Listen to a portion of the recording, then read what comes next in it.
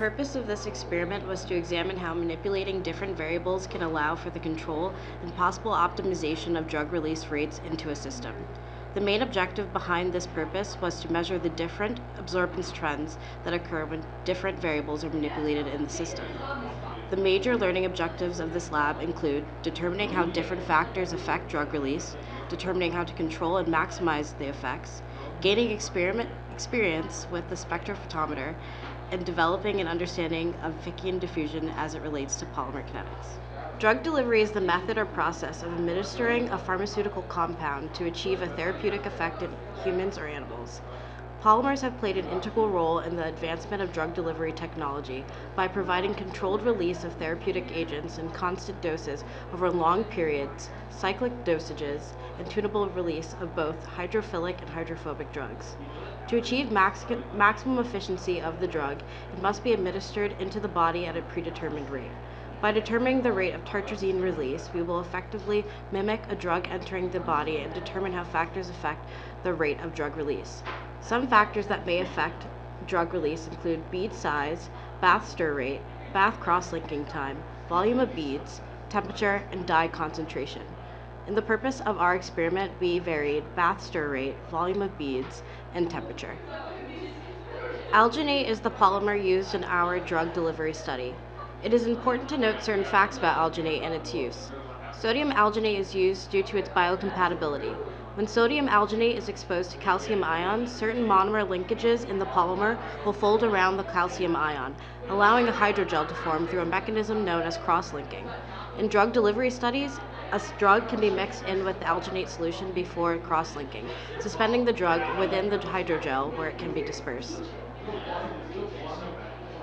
For this experiment, we determined the fraction of dye released from the gel as a function of time and the rate control mechanism constant, which is expected to be around 0.43 for Fickian diffusion in a sphere. Polymer kinetics will play a heavy role in our analysis. The major equation used can be seen here, where mt over m infinity represents the fraction of drug release, n is the rate control mechanism constant, k is the kinetic constant, and t is time. This equation can be rewritten in its linear form in order to determine the n and k values easily. When preparing the solution, make sure to properly label your bottles with full chemical names as well as group number and initials. The first solution is the tartrazine solution. Add 0.5 grams of tartrazine to 1 liter of DI water. The next solution is the alginate solution. Add 3 grams of alginate to 300 milliliters of the tartrazine solution. Stir vigorously until a smooth, uniform yellow solution is formed. The last solution is the calcium chloride solution. Add 42 grams of calcium chloride dihydrate to 488 milliliters of tartrazine solution. Dissolving the calcium chloride in tartrazine solution helps avoid unwanted tartrazine diffusion when making beads. The next step is the spectrophotometer calibration. Set the spectrophotometer wavelength to 427 nanometers. Zero the spectrophotometer using DI water. Take a reading of 5 solutions of known tartrazine concentrations. Once you have these readings, create a plot of absorbance versus concentration. Use this plot to calculate the fraction of dye released in the later analysis. The next part of the procedure is bead production. Carefully pour the calcium chloride solution into a large weigh boat. Make sure to use a new weigh boat for each set of beads. Load 3 milliliters of alginate into a disposable syringe by immersing the tip of the syringe into the solution and pulling back on the plunger. Slowly disperse the alginate into the weigh boat containing the calcium chloride stock solution. Push slowly enough to assure dropwise dispensing into the calcium chloride. Avoid drops falling on top of other drops. Wait 5 minutes for cross-linking time. Separate the beads from the calcium chloride solution by filtration. Rinse the beads with DI water after filtration. Lastly, we have the measurement of dye release step, where we actually record some data. Make sure the spectrophotometer is set to 427 nanometers. Fill a 150 milliliter beaker with 100 milliliters of DI water. Add the alginate beads to the DI water and set your stir rate. Remove samples with a pasture pipette every 2 minutes for the first 10 minutes. Do not withdraw any beads from your sample. Measure the absorbance with a spectrophotometer. Return the sample to the beaker after measurement to maintain constant volume. For the next 20 minutes, remove samples every 5 minutes. Then, for the last 30 minutes, remove samples every 10 minutes.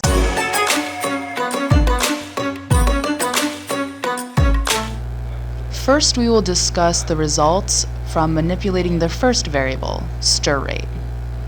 When performing experiments that varied stir rate, all experiments took place at 27 degrees Celsius with 100 milliliters of DI water and 3 milliliters of beads. The varying values of stir rate were 100 RPM, 200 RPM, and 300 RPM. For each stir rate, 3 trials were carried out measuring changes in absorbance over time. The averages of these trials are shown on the graph here. As you can see, all the orange points represent 100 RPM, purple 200 RPM, and green 300 RPM. As you can see on the graph, a stir rate of 200 RPM initially had a higher absorbance value than 100 RPM and 300 RPM, but by the end of the hour, the 300 RPM experiment values were around the same as the 200 RPM values, an absorbance of about 0.24.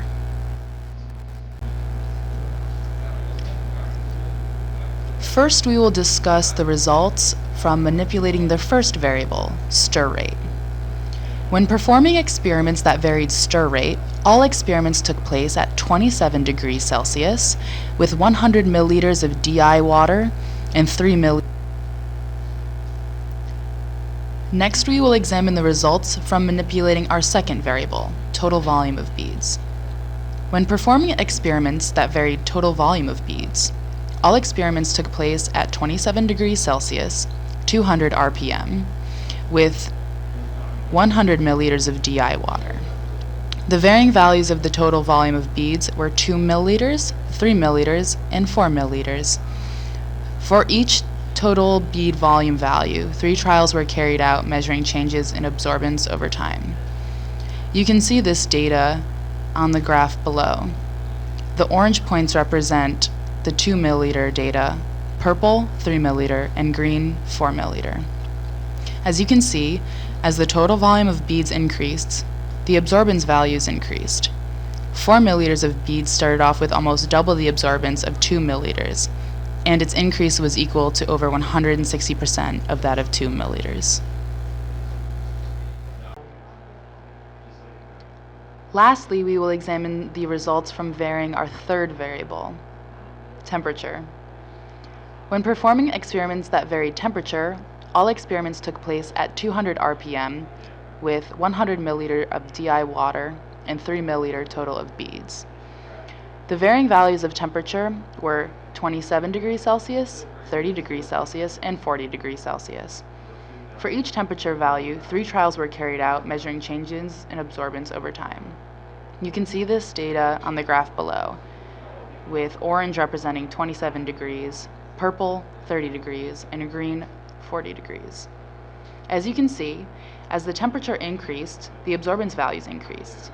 At 40 degrees Celsius, the initial absorbance was almost 3 times that at 27 degrees Celsius, and its increase was equal to almost 180% that of 27 degrees Celsius. Of all the experiments performed, the trials done at 40 degrees and 200 RPM with 100 milliliters of DI water and 3 milliliters total of beads had the highest absorbance values recorded, averaging 0.464. What you can see here is a data table that shows our calculated average N and K values. You'll notice that the last row shows some non-Fickian diffusion values because the N value is higher than 0.43. These results imply that if controlling the increase in drug delivery effectively is desired, then it should be obtained via increasing volume of beads or temperature. Increasing stir rate did not show as uniform or reliable a pattern of absorbance increase. If it is desired to increase the drug delivery substantially, then the best way to do that is by increasing temperature, not volume of beads.